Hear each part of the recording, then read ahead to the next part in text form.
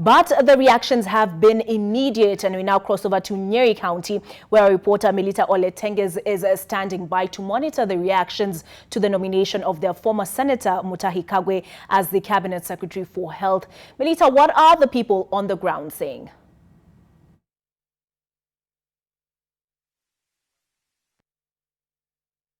Now, a newly appointed Cabinet Secretary for Health, Mutahi Kagwe, was the first senator of this county. And of course, we have a number of residents here just, of course, thanking the President for the appointment. But at the same time, there is a reaction that, of course, as Coast residents, to also say that they are going to demonstrate today just to say thank you for the President for nominating or appointing the Cabinet Secretary, Mutahi Kagwe. Just to get the views from them, I'm going to be speaking to a number of them. Thank you so much, sir, for joining us on NTV at 1. Perhaps what are your sentiments regarding the appointments made by the President today? Thank you very much. I must say that this is a very exciting day for me as a resident of Mount Kenya. You appreciate that agriculture is at the heart of the 48 million Kenyans. And when you have an ineffective minister for agriculture, then you are really destroying this country. It's a time when we are thinking about food security, and when you have a minister who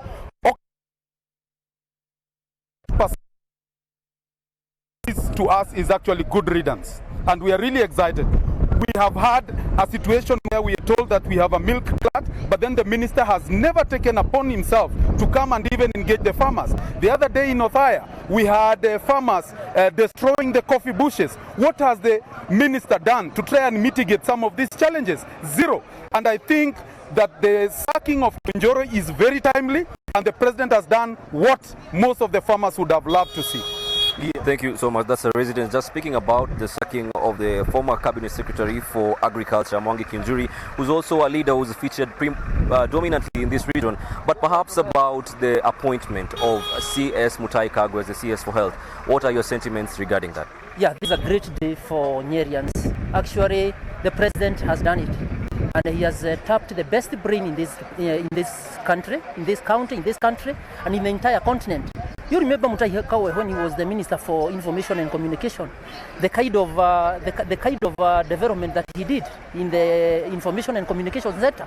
Definitely, and taking him in the critical sector of the health docket, which is one of the pillars in the Big Four agenda. Definitely, the President has tapped the best brain, and we are very proud of that. Very, very proud of that. Yeah. Last but not least, the President has suspended the regulations that were recommended by NHIF recently to allow room for further consultation between stakeholders and the government. Perhaps what do you feel about the suspension, and what do you have to say about it? I think he has a new team now in office as the cabinet team. Definitely we are waiting for the best. Yeah. And you have faith that Mutahi Kagwe will deliver in that docket? Definitely. That's the best brain. Definitely. Definitely. Yeah.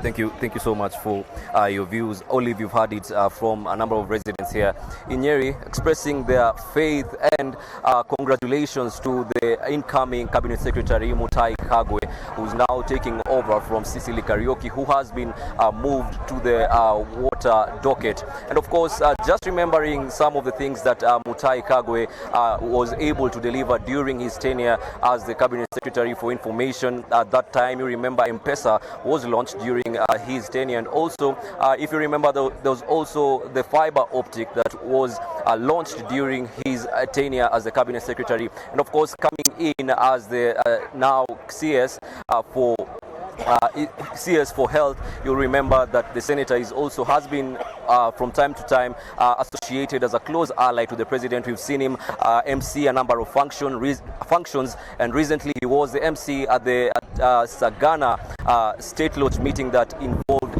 all leaders from Central Region. So of course we'll be keeping an eye on how this is going to develop. We've heard that the residents are going to hold demonstrations today just to express their gratitude to the President. We will be keeping tabs on that, and of course we will be informing our viewers all that happens here. Over to you in studio.